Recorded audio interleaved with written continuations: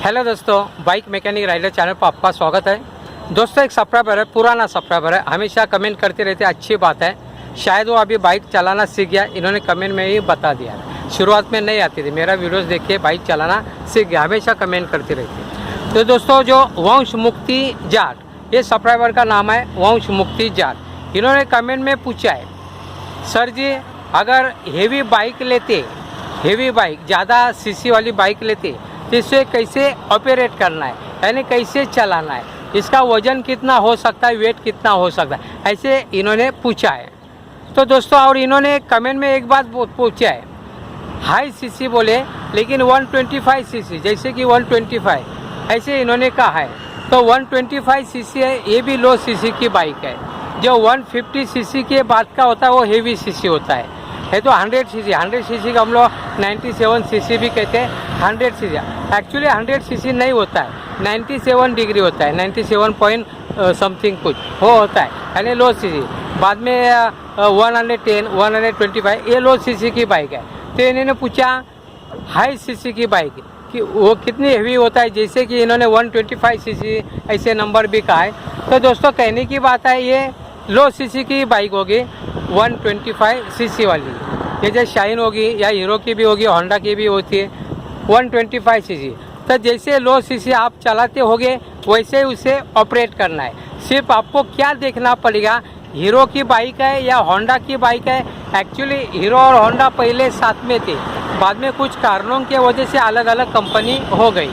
तो हीरो की बाइक है या होंडा की बाइक है या बजाज कंपनी की बाइक है, इनको देखना है। क्योंकि गियर शिफ्टिंग करने के लिए जो गियर होता है अप डाउन करने का, ये सिचुएशन ये सभी तीनों कंपनी का बाइक का अलग अलग होता है, इसको आपको देखना है। और जो आपने पूछा है 125 सीसी की बाइक के बारे में, ये भी ज़्यादा वेट नहीं रहता है, ज़्यादा करके इनका वज़न 120 या 130, 40 के हिसाब से इनका वेट होता है। जैसे आप लो सीसी की बाइक चलाते हैं, इनके जैसे इससे भी ऑपरेट करना है, तो इससे टेंशन वाली बात नहीं। इससे अगर ज़्यादा हेवी बाइक होती थी, स्पोर्ट्स बाइक वगैरह, 200 सीसी, 250 सीसी, 350 सीसी, तो ये अलग है। इसके लिए हम लोग को उसका जो वेट है वो संभालना पड़ेगा।